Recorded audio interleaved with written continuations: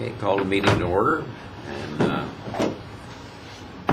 right, and for the Okay. roll call, Mr. Crow is our hearing officer today, and Mr. Curtis is absent. And Pledge of Allegiance. call me in the Pledge of Allegiance, like the United States of America. Pledge of Allegiance. To the flag of the United States of America and to the republic for which it stands, one nation, under God, indivisible, with liberty and justice for all. Please remain standing. I'm now going to place everybody under oath. Please raise your arm, and when I complete reading your oath, state anew. You and each of you do solemnly affirm that the testimony you're about to give, the matters now pending before this hearing officer, will be the truth, the whole truth, and nothing but the truth. I do. You may now be seated.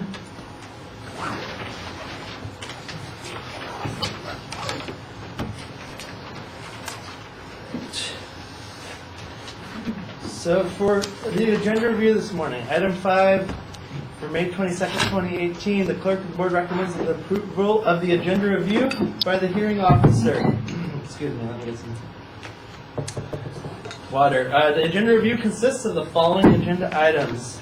Item 9, application number 17-10242, applicant Telvin Subs LLC, John Carter, continued to June 25th, 2018, pending receipt of an original stipulation. Item number 10, application number 17-10417, applicant Paolo Alcoroy, continued to June 25th, 2018, pending receipt of an original stipulation. Item number 13, application number 17/10635, applicant Robert Tyrone, continued to June 25th, 2018, pending receipt of an original stipulation.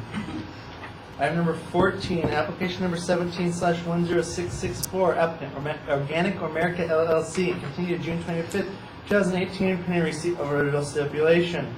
Item number 15, application number 17/10809, applicant Patricia L. Chopra Trust, Ravi Chopra, continued to June 25th, 2018, pending receipt of original stipulation. Item number 17, application number 17/11186, applicant Stephen Krebs, continued June 25th, 2018, pending receipt of an original stipulation. Item number 18, application number 17/11399, applicant Hayel Saeed, continue to June 25th, 2018, pending receipt of original stipulation. Item number 20, application number 17/11409, applicant Douglas Brannan and Barbara Brannan Trust, removed from the agenda due to submission of a withdrawal. And item number 22, application number 17/11427, applicant Richard Warfield, denied due to lack of appearance. That completes the agenda review. Recommend approval as read. Motion to approve the agenda review. By Thank you.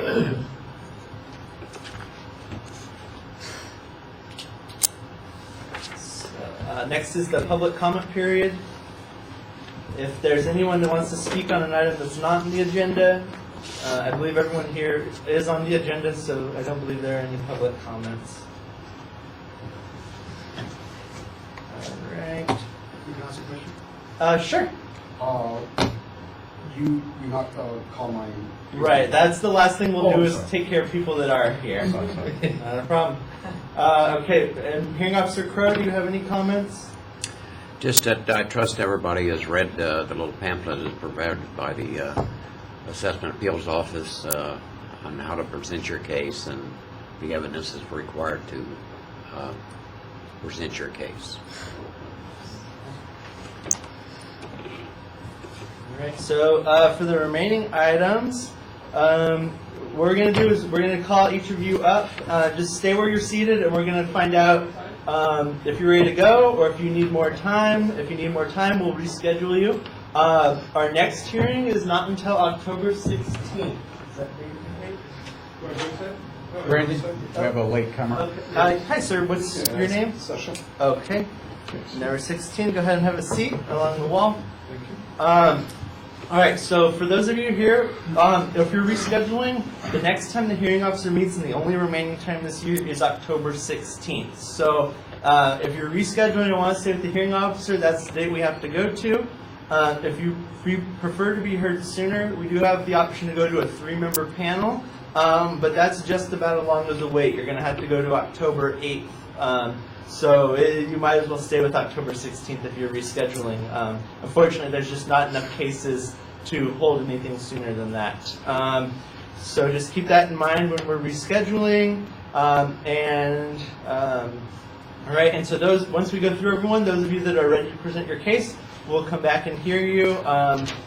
Based on what I've heard beforehand, most of you are planning to reschedule. So the first we have is item 8, application 17-10058 for Roger Parker. Mr. Parker, go ahead and have a seat real quick. Can I ask you a question? Yeah. How long takes this whole process? Typically, if to reschedule, you'll be out of here in about 10 minutes. If you're going to present your case, we're usually done no later than 11 a.m. Okay? So hold on to your documents, Mr. Parker. You're ready to present this morning, is that correct? Yes. Okay, from the assessor's office? The assessor's office, Christopher Horn for the assessor's office. The assessor's office is also ready to present. We're estimating 15 minutes. Mr. Parker, about the same amount of time? I think so, sure. Okay. All right, Maybe so less. you'll be the first hearing. We're going to finish going through everyone else. Since you're going to be first, you might as well stay seated there. Item number 11, application number 17-10438, applicant Tana Hayes Photography. No one has checked in for this item this morning, Mr. Crow. She did inform me last week that she would be requesting an extension, but she's not here, so I recommend we deny due to lack of appearance. So moved. Just a second to record that. All right. Next is application, we'll actually come back to this because it requires a second. So Mr. Mao, you're next, but I'm going to skip over you for a brief second just because of the issues with your case. Let's jump to item 19, application number 17-11403. Applicant is Pradeep Dahir.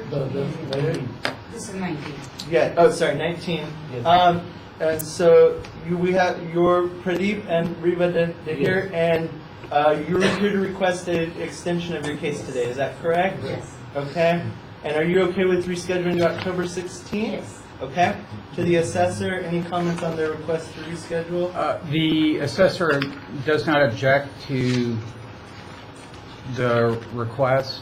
The applicants this morning dropped off documentation to the assessor's office. It's going to take some time to go over it.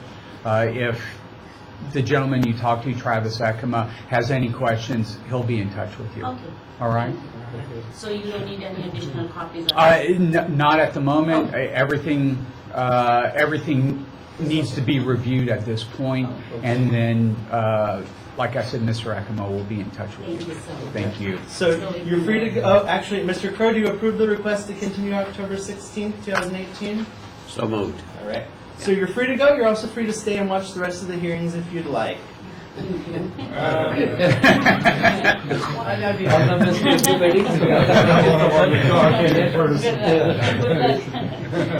least watching paint Have dry. a nice day. True. All right, next, item 21, application number 17-11422, applicant Bradley T. and Jennifer P.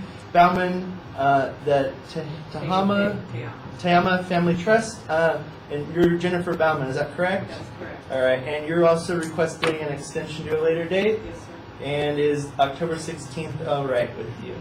Okay, assessor, any comments? on that? The assessor does not object to the extension to October 16th.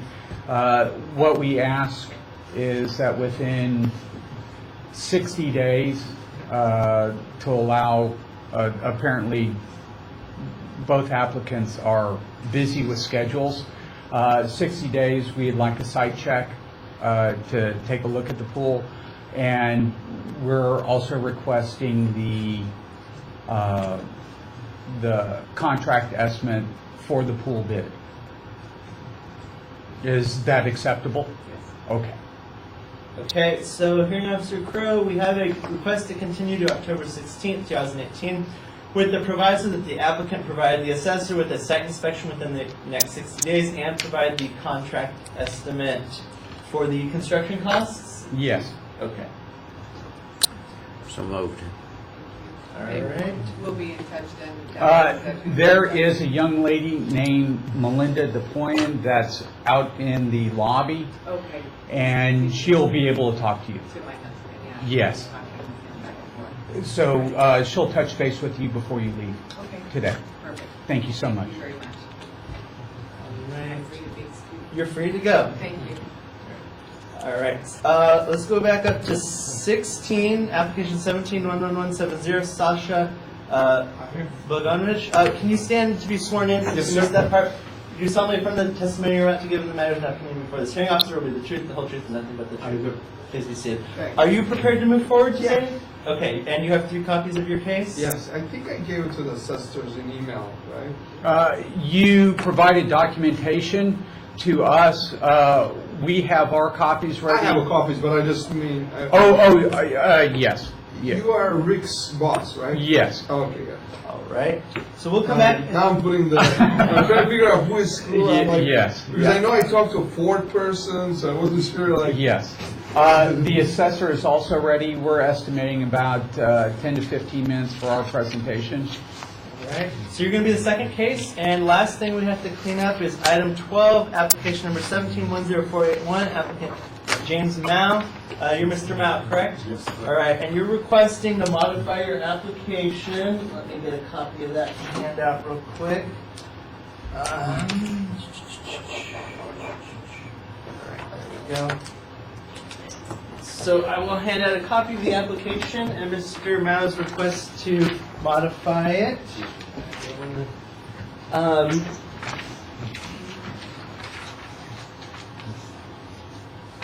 And Mr. Crow, what I believe Mr. Mao is requesting is on page 2 of the application in section B, or section 6. He's requesting to add the option of B1 to challenge the assessor's determination that a change in ownership occurred, and that is for the date of December 2nd, 2016.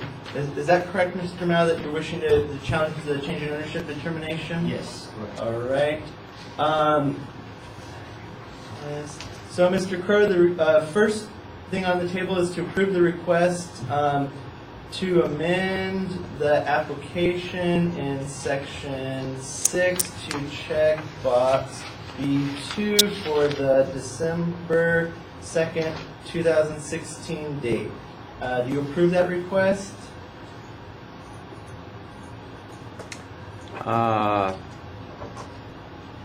There is that provision about the $500,000 limitation as far as hearing officer. This is a single-family residence that's owner-occupied, is that correct, Mr. Mao? Correct, yes. So because it's a residential property, you do have the authority to rule on this Okay, matter. all right. So again, the request at this time is to approve the applicant's request to amend the application in section 6 to check box B2 for the December 2nd, 2016 date. B1. B1, thank you for the correction. I will restate that for the record. Now that I messed this up. Okay, one more time I'll try this, Mr. Crow. The request is to approve the applicant's request to amend the application in section 6 to check box B1 for the December 2nd, 2016 date. Does the assessor has any objection to? The assessor has no objection to it. If the applicant, obviously, based on the filing, this was something that could have been considered initially without the amendment when it was originally filed. So we have no objection, and the assessor will set the applicant up with a contact within the office before he leaves today.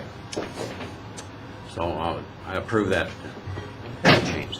All right, so now that the amendment has been approved, a mandatory continuance of 45 days or more is required. Mr.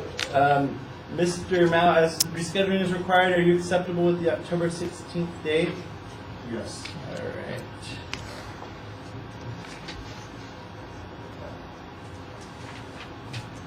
All right, so Mr. Crow, the recommended action is that you continue the case to October 16th, 2018. So moved. All right, and that completes the actions on this case. Mr. Mao, you're free to go or free to sit here through the remaining cases. Can I ask a question of you or someone else? Is it specific to your case? Correct. Mr. Horn will give you the contact person to talk to. Just, what's the question? I want to just verify what kind of documents or evidence. There you go, right here. I've got a card for you. This person will, once you contact him, he'll be able to give you the requirements that he needs with regards to documentation to clear up any issues. Okay. All right, so you're all Anything set. else? All right. Thank you. Thank you, sir. Thank you, sir. All right. So we've cleared up the agenda with the remaining two items. So first is item 8 for Roger Parker. Thank you. Here's a copy of your application. There you go. How you doing? Whoops, I filed the wrong one. All right. So this is an appeal of an airport hangar at the Camarillo Airport for January 1st, 2017 value. I believe because it is a possessory interest, the applicant would have the burden of proof. Is that your Yes. understanding, Assessor? That is our understanding, and also because it's not a owner-occupied, single-family dwelling. Okay. So what that means, Mr. Parker, because you have the burden of proof, you'll present your case first. The assessor will then have a chance to ask you any questions about your case. Okay. And the hearing officer. Then the assessor will present their case, and you'll have the chance to ask them any questions. There'll be a time for closing statements, and you will have the last word as the party with the burden of proof, and then the hearing officer will decide what to do from there. So with that, I don't know if the assessor had any other overview prepared before we go into the applicant's case, or... I believe that it's pretty simple. It's an airplane hangar, Camarillo Airport. That's and right. this is a decline in value appeal. Yes. Yeah. All right, so if you have your 3 copies. I do. One can go into the, oops, sorry about that. It's my fault. One to the assessor, one to me, and then the final will go to the hearing officer. Your copy? And one more copy. On the record. Mr. Crow. And just feel free to start copying whenever you're ready. Okay. Bring it up. Name is Roger Parker. I submitted a tax bill, and I submitted an appraisal that was prepared for the Director of Airports that gives an appraisal that's less than what it was appraised for by you guys.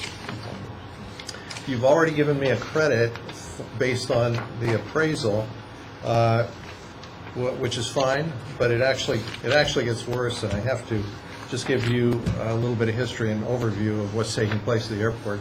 And if I'm allowed to read this, it'll go by in about 2 minutes, and Probably. everybody can go home early, hopefully. Okay.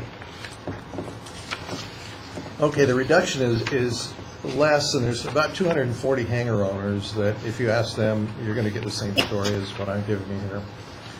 Anyway, the largest contributing factor for losses in hangar values began with statements Todd McNamee, Director of Airports, placed on the county website. He claimed certain rights and terms in the existing airport lease are prohibited, when in fact they are not. When potential hangar buyers discovered the director's claims, they turned away. At that point, hangar values dropped to near zero as everybody realized that owning a hangar could mean the eventual loss of their investment. From the director's statements, the damage was done. Turning it around could take years. The director has stated his intentions. He wants all hangars to be owned and controlled by the Department of Airports. His message has been that the DOA would purchase or acquire them through reversion. If the DOA owned the hangars, they could be re-rented for 3 times the existing ground lease rate And then with tenants desperate to find hangar space from the closing of Santa Monica Airport, the director would have optimal market to increase rates further. In anticipation of acquiring these private hangars, the director hired an appraiser who found that, not surprisingly, sales had dropped substantially, as did hangar values. The appraiser was not aware at the time that the director's claims had driven prices down and that potential buyers were already backing out. Hangars normally increase in value about 3 to 4% yearly, but not at Camarillo or Oxnard airports. The director also attempted to get approval from the airport authority and the board of supervisors to impose a new lease, adding onerous new restrictions that could easily lead to eviction. Again, this proposed lease was posted on the airport's public website, which further drove away potential buyers. The proposed lease is intended to be month-to-month, but either party could cancel for any reason and without just cause according to the terms. One section stated that if the hangar was listed for sale, the airport would have the first right of refusal. If the seller declined the airport's offer, the seller could not accept offers greater than 15% less than the original price. Another section prohibits hangars from being vacant for more than 90 days. This forces the owner, without an airplane, temporarily or otherwise, into selling at any price or lose the hangar through eviction. Another section prohibits subleasing. Subleasing would allow an owner to rent out his or her hangar until finding the right buyer and would help pay ongoing airport fees and taxes to avoid financial distress in the interim. If the director is successful in transferring privately owned hangars to the airports, the county would no longer be able to tax those hangars. Under federal law, all airport revenues are exempt from state and local taxation. Leases that require reversion are also exempt from taxation according to state law. With onerous restrictions placed on the tenant, the county cannot or should not, under the law, impose possessory interest taxes. Taxes paid to guarantee the rights of the tenant to remain independent, durable, and exclusive of the rules and regulations of the public owner.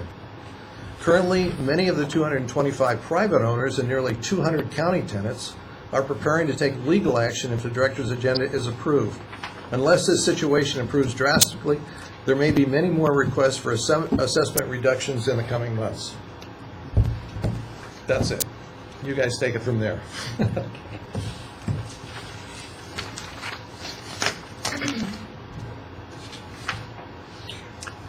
You have any questions of the, Do you want to go first? Sure. Okay. How do you know that Kevin McAtee was not aware of the claims that the director's claims that had driven down prices and that potential buyers would Say that again, I'm sorry. You put in statement number 4 that the Yeah. appraiser was not aware at the time Uh-huh. that the director's claims had driven prices down and that potential buyers were backing out. Because it all kind of took place at the same time. And we didn't even know he was doing an appraisal. He kind of did it on the QT, and we found out later. And we know at the time, just from a time period of what was going on. He was putting things on the website, and people quit buying. And that was about the same time the appraiser just walked in and started doing appraisals based on previous history. So.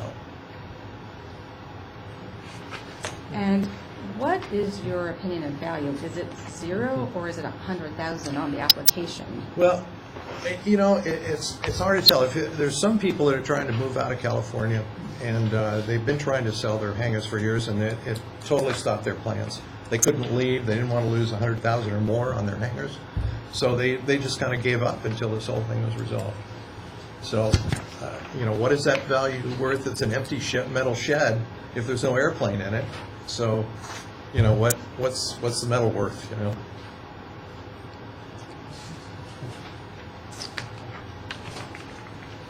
And then in statement 10, you say that if the director is successful in transferring privately owned hangars to the airports, the county can no longer tax those hangars. Well, the hangars will be owned by the airport.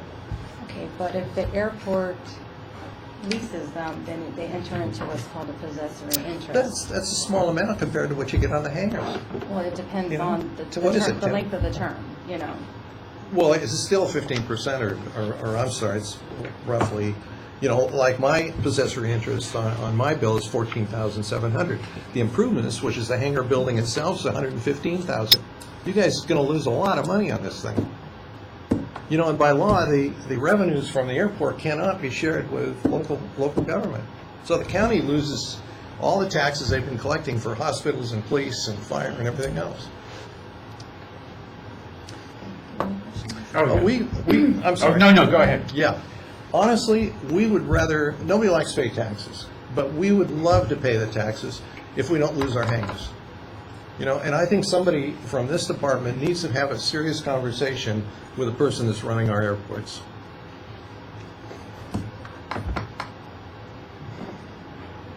You discussed this issue with any of the county supervisors? Yes, they're being discussed with them as we speak. When did you purchase this hangar? You know, I forget, it was 2006, 2007. I don't. You probably got better records than I do. Okay. We have- Okay, 2005. How much do you remember how much you paid for it? 100 something. Okay, all right, that's fine. Okay. Did you, when you purchased the hangar, did you sign a lease with the county of Ventura? Yes. Okay. Department of Airports hangar owner's lease that was written in the late 80s. Okay. And it's the one that everybody's been using for decades. So that lease is still in? It's still in effect. In effect today? Yes. Okay. How much do you pay monthly in rent? $285, I think, a month or something. Okay. The wife pays the bill, so I don't. Okay. I'm afraid to go there. At the time of purchase, was it disclosed to you that this was possessory interest? Well, on anything there's possessory interest when it's a public entity involved, Yeah. you know? So, No, that was a given. okay. Were any restrictions with regards to use disclosed to you? At that point, when the FAA turns property over to a county or whatever, there are covenants that go along with that. Those were all signed for and accepted by all the tenants. Okay. There's no problem with those. It's just that on this new lease that he wants to push forward, he's created about 12 more pages of restrictions Okay. that really tie into somebody easily going into default and losing their hangar. So that lease is not in effect today, nor was it in effect as of the valuation date 1/1/2017? No, Okay. no. He is trying to get it approved through the Airport Advisory Committee, through the Airport Authority Committee, and then on to the Board of Supervisors if the Airport Authority approves it. So there's an ad hoc, there was quite a bit of pushback on what he was trying to do. So he called a town hall meeting, and after all the screaming and yelling was over, he put together an ad hoc committee of owners from Oxnard and renters and so forth to try to put this whole thing together and get through the process. And they did for a lot of it. They got rid of some of the restrictions, which have not been approved yet. They're just in conversations right now.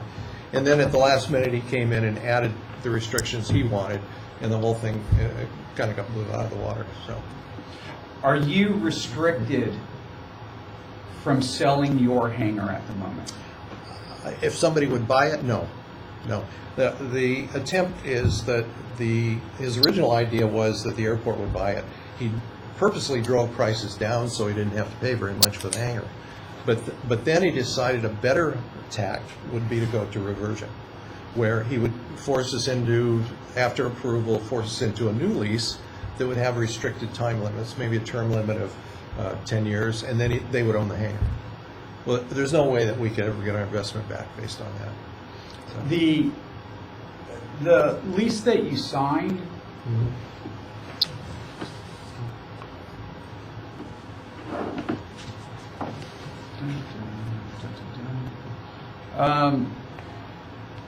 it states in, and everyone will see this shortly because it's part of our exhibit, that in number one, that hangar improvements, the hangar itself is considered a relocatable aircraft storage.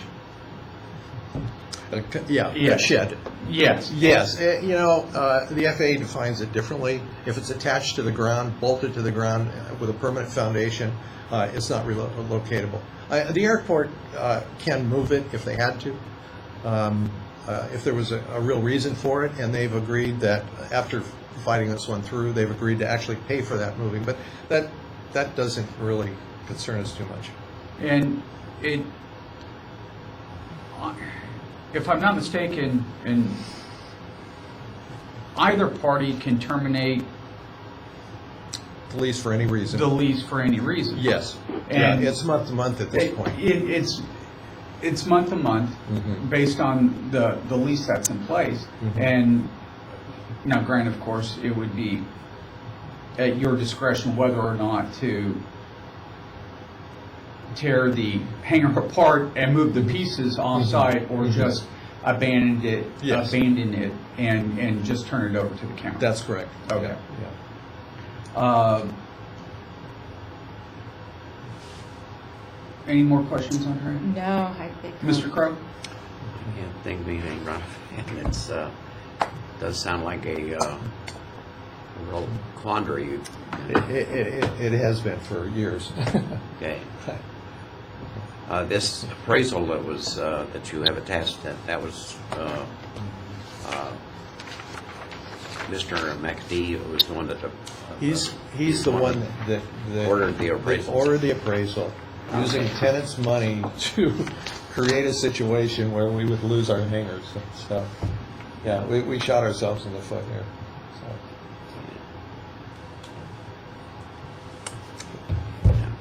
Okay. So, I don't expect an answer today. Do you guys want to? Well, no, we're going to present our side and go from there. There's that, if you'll pass that down to, and then down to Mr. Crowe. Okay.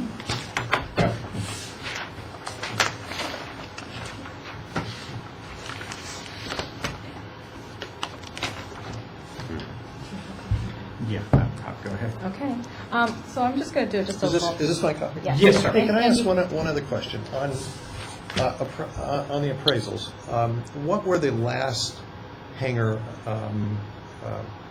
that were sold? The amounts that you appraised in the last. What were the most recent? One or two? We'll get to that in the We'll have presentation. those. Okay. Yeah. I got you. Yeah. All right, very good. And I don't, Ms. Robiter, did you identify yourself I'm for the so record? sorry, I didn't. I'm very part of the assessor's office. Thank you. Thank you. This is my first rodeo as the hearing officer. Okay, so I'm just going to do just a little bit of an overview of the base year, the role, the applicant's opinion, and our recommended value. The factored base year value and what's also enrolled on the 2017-18 roll is $14,994 for the land. Improvements, $117,742 for a total value of $132,736. The applicant's opinion of value just for the improvements is $100,000.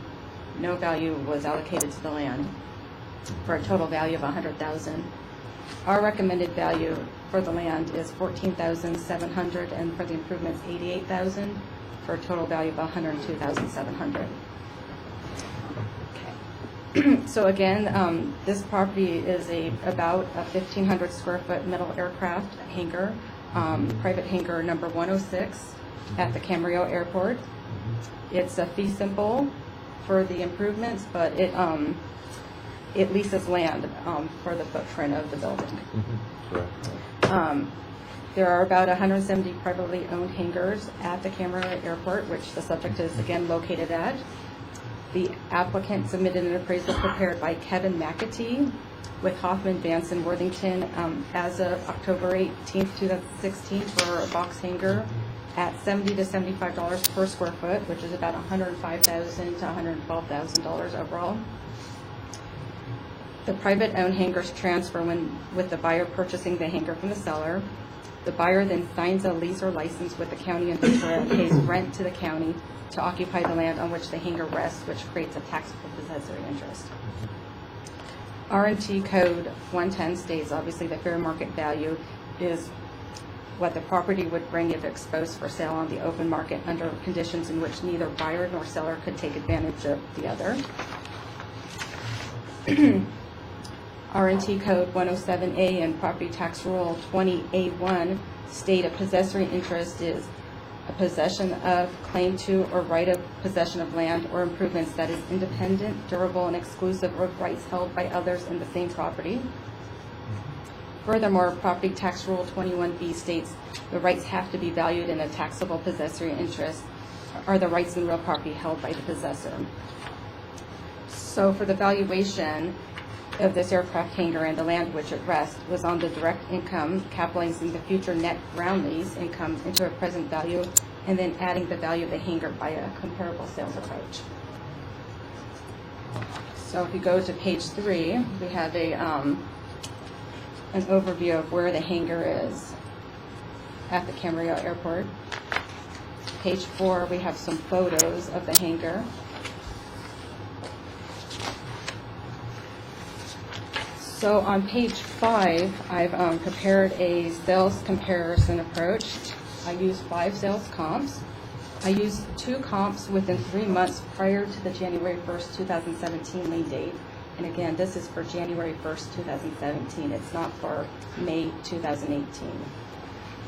I've also used 3 comps within 2 months after the January 1st, 2017 lien date. So the unadjusted sales prices are about $78,000 to about $100,000, and then making adjustments for size and quality, the adjusted sales prices are about $79,300 to $102,700. I did put most weight on comp 1 since it's close to the subject. It's within 1 month of the lien date, and it's very similar to the subject. So my value conclusion based on the sales comparison approach was $88,000. Again, we have to add a value for the ground lease. Property Tax Rule 21E 3A prescribes in the direct income method, a taxable possessory interest is valued by capitalizing the future net income that the possessory interest is capable of producing under typical prudent management for the term of possession. Also under Property Tax Rule 21, possessory interest without a stated term of possession, the assessor should determine a reasonable anticipated term of possession. So therefore, we used a 10-year term of possession, and I think the applicant has been there since 2005, so 10 years does not seem unreasonable. So we have the monthly gross rent is $199 a month in rent. I know you had said earlier you thought $285. It's higher than that. It's higher than your thing. Okay, well, based on the information that the Camarillo Airport, they send us the rentals fees. Exactly. Yeah, so. fees. If So- you want, I can dig that out and email it to you or something if you want. It's okay. Okay. So using a 9% yield rate, 4% for expenses, we come up to a net present value of $14,700. So pages 7 to 11 is the current lease agreement for the private hangars.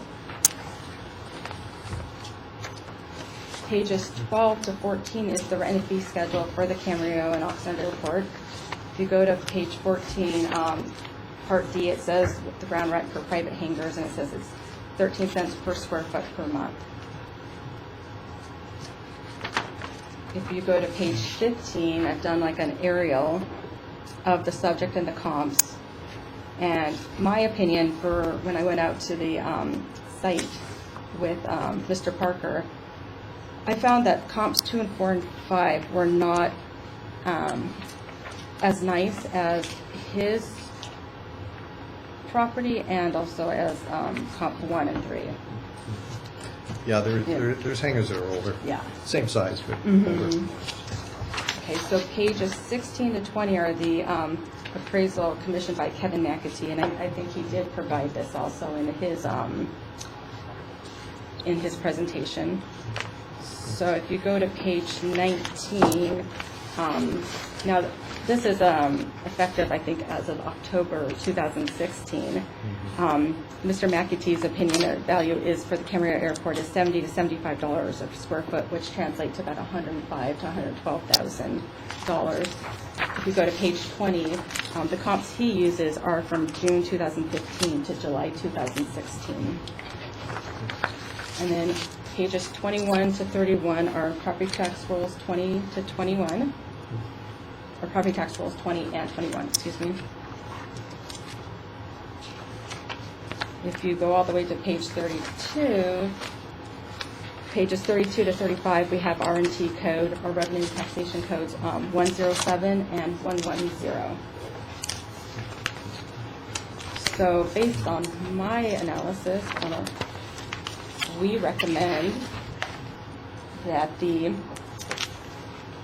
hearing officer lowers the 2017-2018 roll year to $102,700, $88,000 to the hangar, and $14,700 for the ground lease.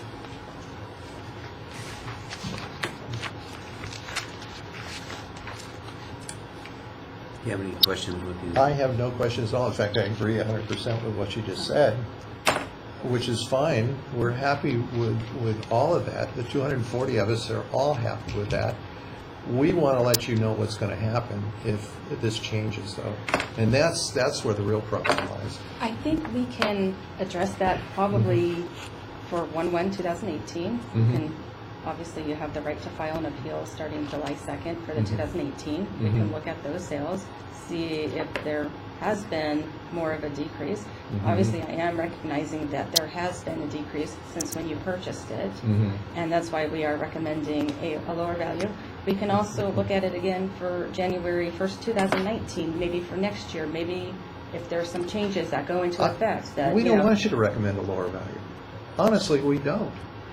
I'm sorry, this No, may be contrary to the way you operate. I but- know where you're going. What you want is for the assessor to recommend that the department that heads up the airport management cease and desist any You've got it. any amendments to any restrictions, et cetera. Exactly.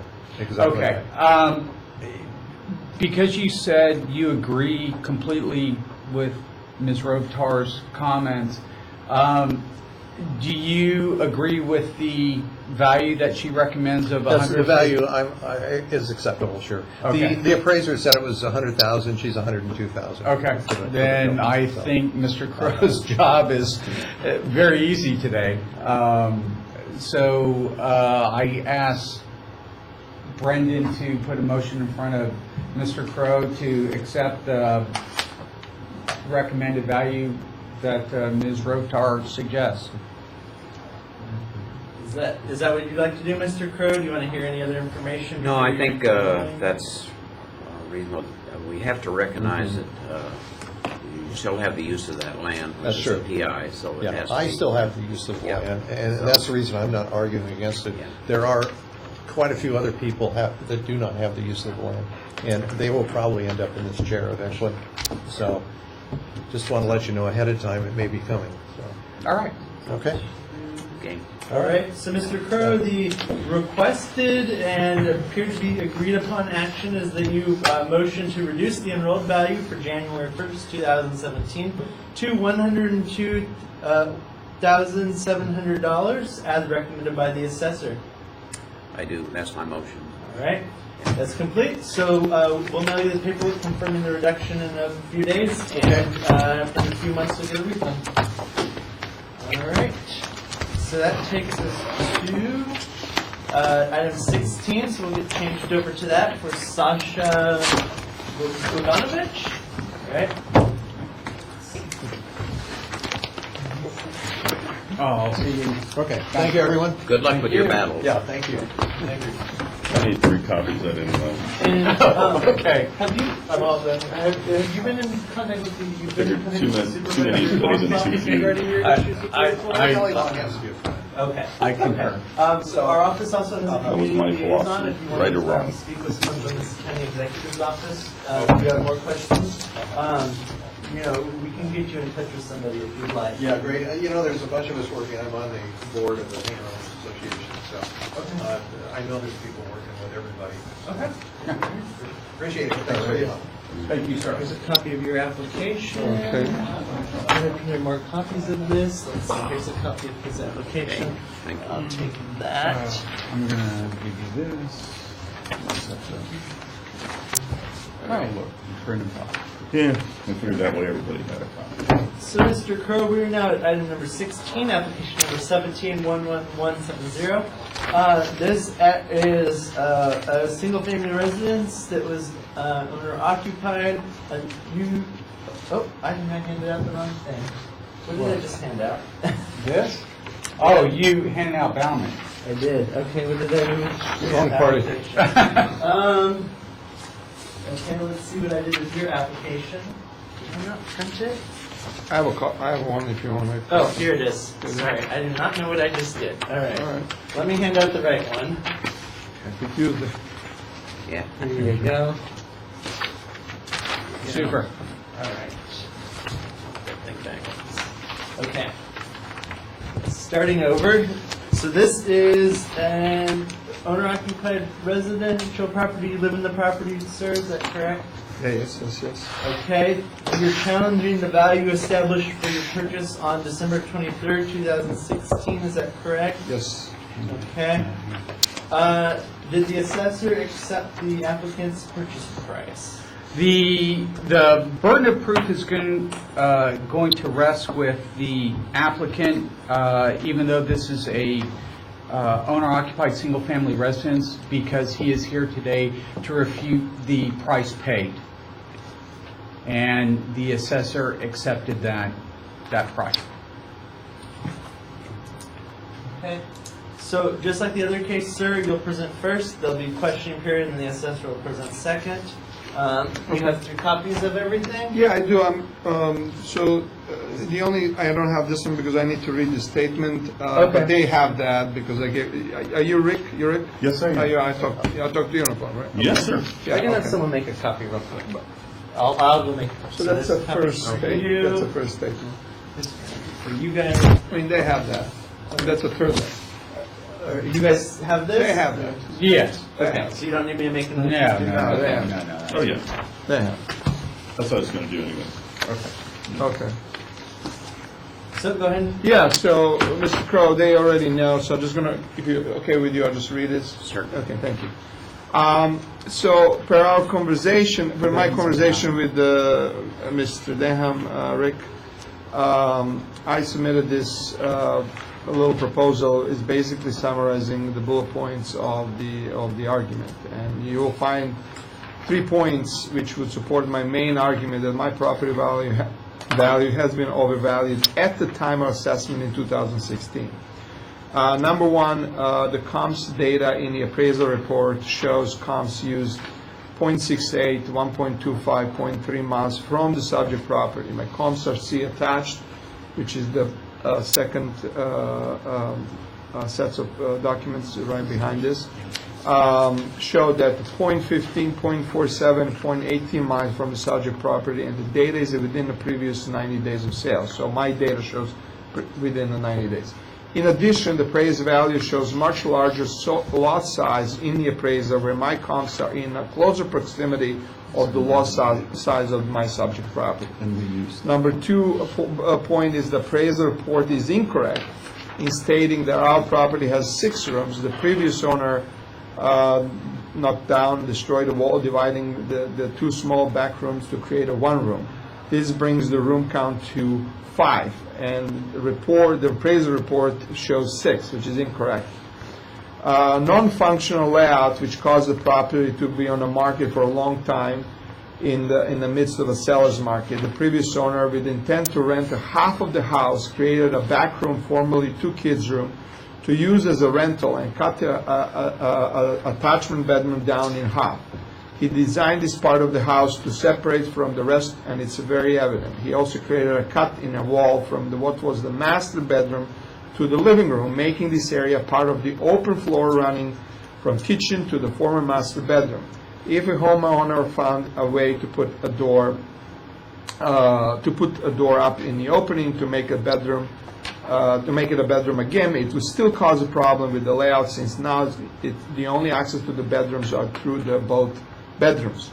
Within this remodel, it has cut down the number of bedrooms from 3 to 2. In addition, the previous owners made the kitchen much smaller with a close to no cabinet space or a counter space. I believe that these facts provide evidence that the property values was overestimated, and that's basically it.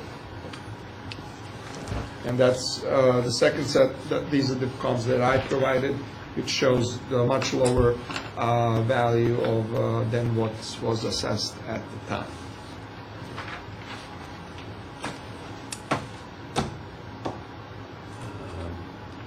Mr. Denham, you have questions? Can I just ask about this? You can ask about that, and then Yeah, I'll yeah, ask, go. then I'll ask a couple of follow-up questions. These are your comps, is that correct? sir? Yes. Okay. I would like you to lift these. Brenda, can I have the copy of that? Because I don't have it on me. Yeah, as long as you just. I'll give it back to you. Yeah, I just, keep it for the official record. I just, yeah, you can have, I just need to, so I can see what he's referring to. Okay. Yes, sir. Your comps 1 and comp 3, Uh-huh. are you aware that those are not from your neighborhood? What do you mean, it's in Newbury Park?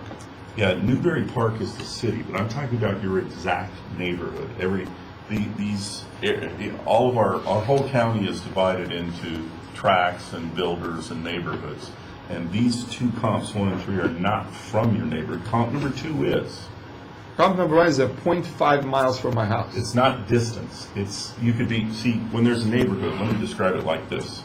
This could be your neighborhood and this could be the next neighborhood. If you're here and here, you could actually have a house behind you, but it's not from your neighborhood. So let me ask you this question. It's not distance that's Hold fine. on a second. Let me ask you a question. So, have you looked at this comps on the appraisal? Are these in my neighborhood? Excuse me, but you can ask me that later, but I have to ask you questions. now. Oh, okay. I don't mean to interrupt you. Okay. And I would be glad to answer the question at the proper time, okay?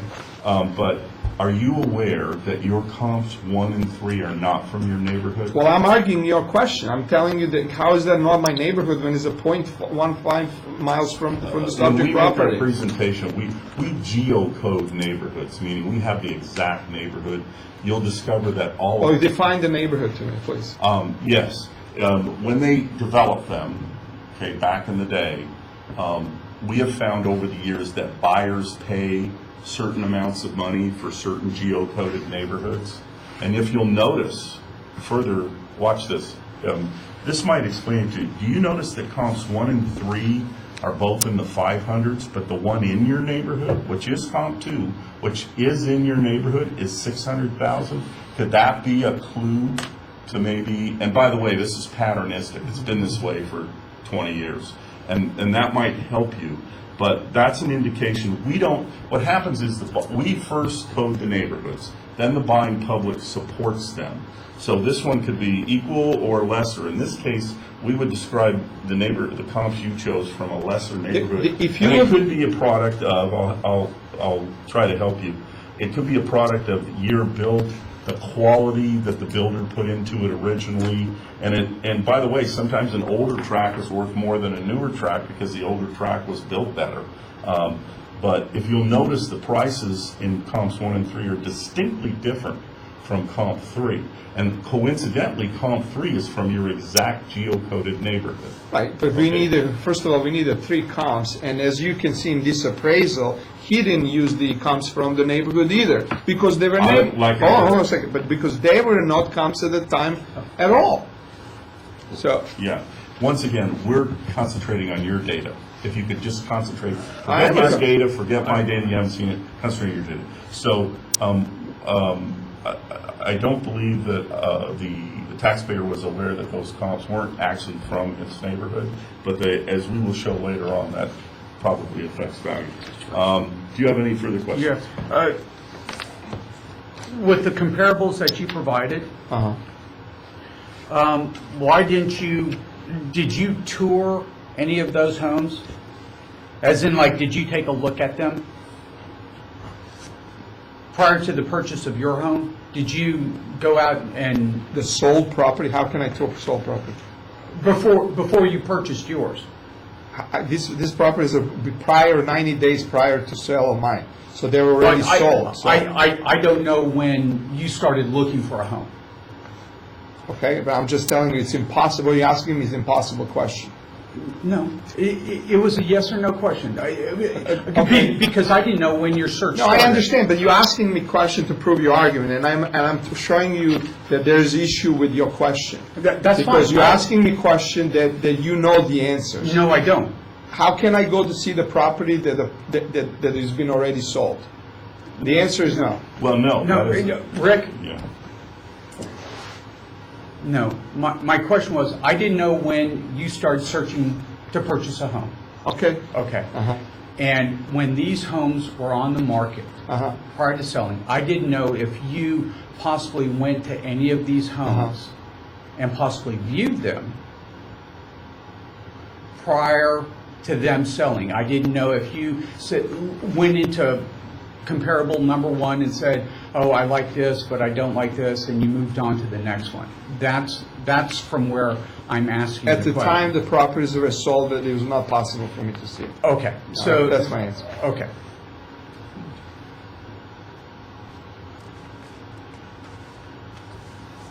Well, of course, one of the big questions would be Okay. why did you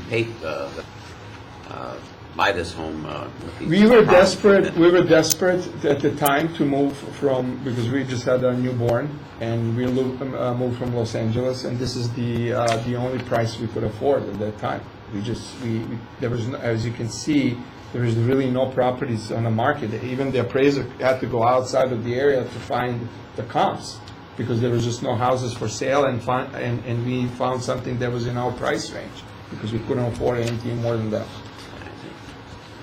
And I have a wife who's an artist, and I have a newborn, and now I have two kids. Congratulations. Thank you.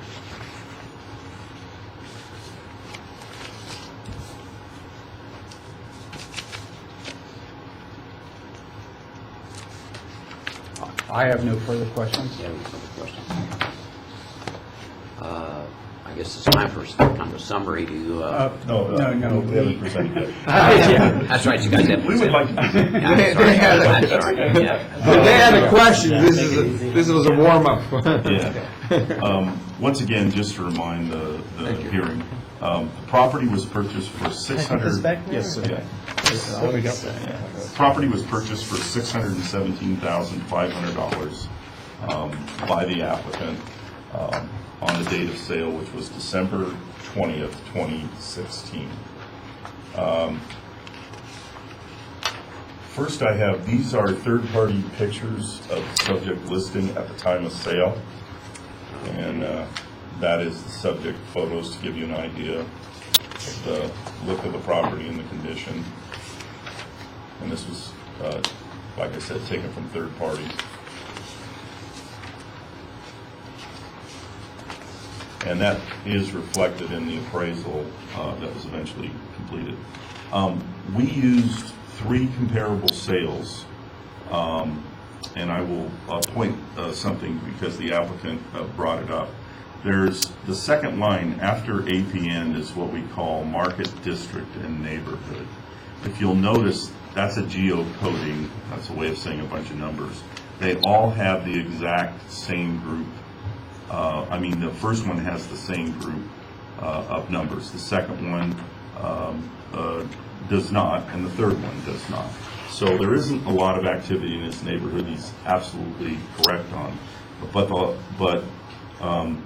within 90 days, a model match, which is our first comp, sold for $639,000. Okay, and that is the exact same model as the taxpayer purchased. But this is the one you're talking about, 2017? Yes.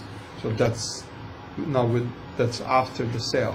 I think you've forgotten, we can use comparables up to 90 days after the sale. Okay. And that is, which is assessment is different from appraising. I know that, I had to learn that when I first came here because I came from the appraisal Okay. world. But anyway, that's a model match for 639 that we were able to find. And that's really sort of our most reliable. There were two other similar sales close by that seem to support the taxpayers' neighborhood.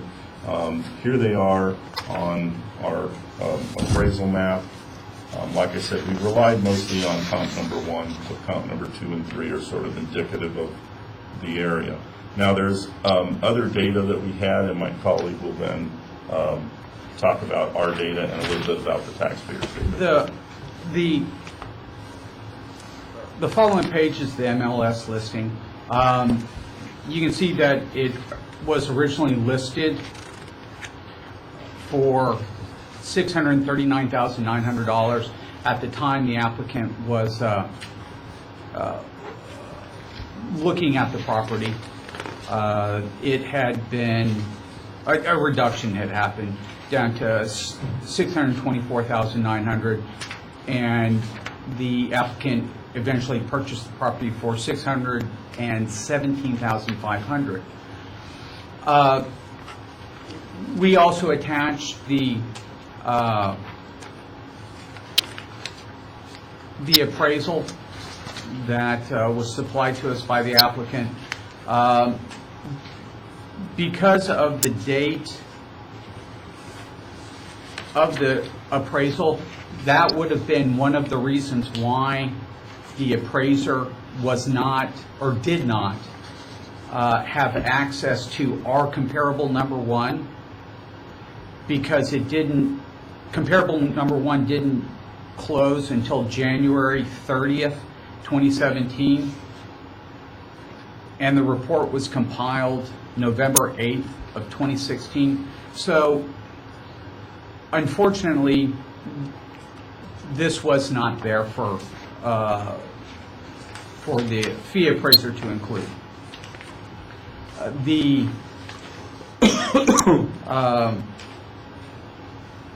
With regards to the subject property, the appraiser noted that the kitchen has been updated less than 1 year ago. Bathrooms remodeled less than 1 year ago, and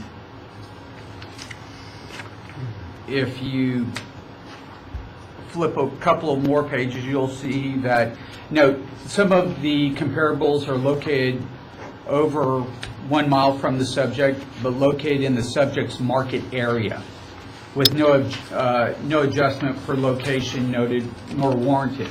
And we agree with that. It's in the general area, and we're of the opinion if the fee appraiser had access to comparable number 1, it would have been included. Regardless, the fee appraiser came up with a value to support the sales price. In the comment addendum, it says this subject reflects good overall condition and appeal. No significant deferred maintenance is noted. Updating includes new laminate floors, updated kitchen, stainless steel appliances, remodeled bath, updated bath, interior and exterior paint, recessed lights. Overall condition rating for the subject is C3.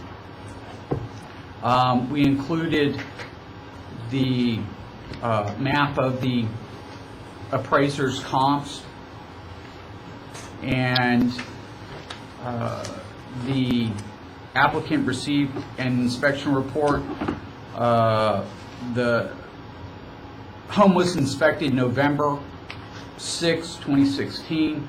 The sale didn't happen until December 20th of 2016.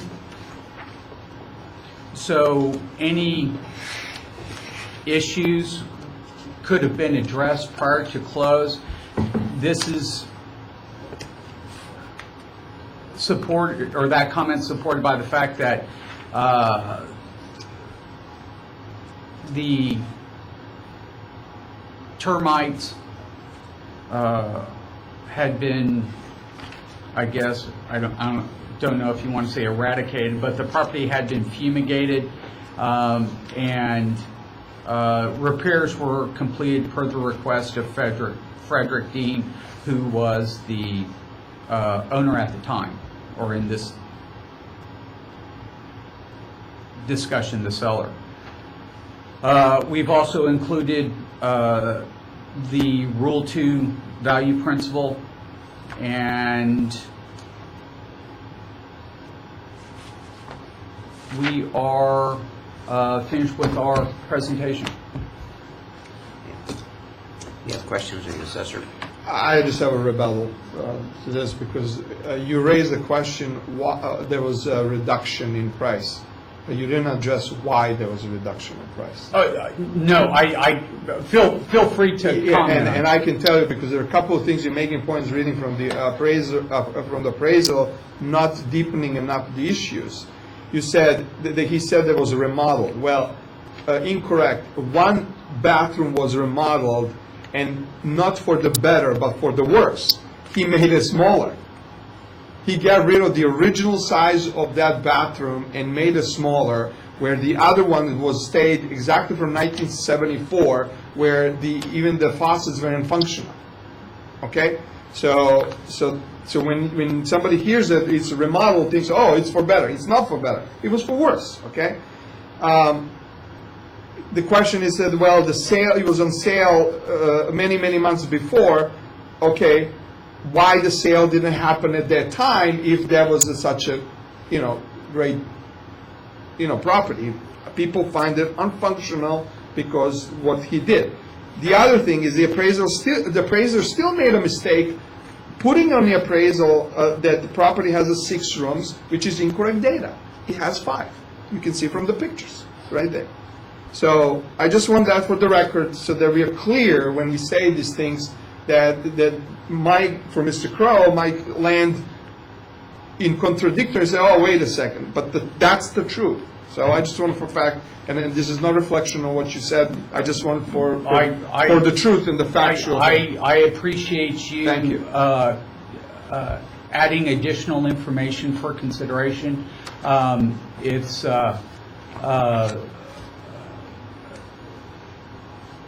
you live there, and I understand you're the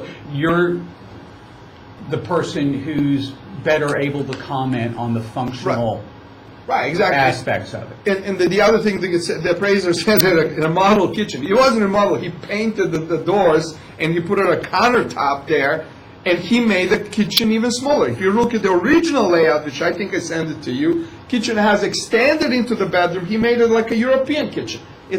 My wife and I can stand to each other, and that's it. There's no room for third person. That's why most of the people who came in to see the property, with the kids, they want a bigger kitchen, they want an original layout. He wasn't. He was an architect, and he was tinsel with the property so much that even after we moved in, we bought it, we started discovering all kinds of problems that he was doing because he was trying to turn it into income stream property. Because he was an architect from Atlanta, working part-time in California, and he was trying to rent half of it, and half of it use it as his home office. And then once we start digging in, we start finding all kinds of problems to the property, in addition to as you know from the report, the termites issue, which we still don't know if it's completely resolved. So that's all, Mr. Crow. Thank you.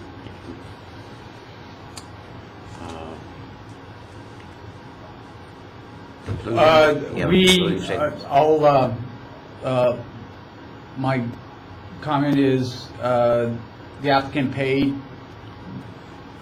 $617,500. The assessor accepted the sales price as full market value. It was listed.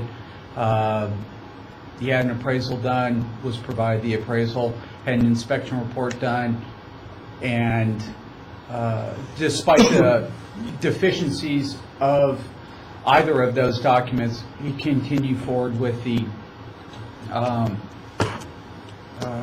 purchase based on the information provided. We still recommend the sales price, and that's our close. Are you finished with your comments? Okay, well, I'll take this under submission, and we will let you know what the valuation is. You can contact Mr. Rekakis. He'll give you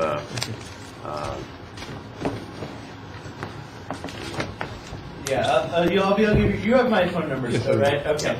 So if you need a card, go up to my front counter, they'll give you. No, I have all your Otherwise, give me a call tomorrow. I should have a Okay. decision. Thank you, Mr. Crowe. Appreciate it. Thank you. Thank you. Okay, Thank you, for gentlemen. coming in. Thank you, sir. I didn't mean to. Oh, no, hey, I'm, I've been through worse. again, and I hope, Rick, you don't take personally. No. I just, I live there, so. No, and you I guys look at understand. the data from outside, and I'm telling you the data from inside. From the inside. Thank you. All right, thank you. Thank I'll you, call sir. you tomorrow, man. Bye-bye. All right, Mr. Crowe, there's no items left on the agenda. If you'd like to adjourn the meeting, the time is 10:43 a.m. Thank you. Meeting is adjourned.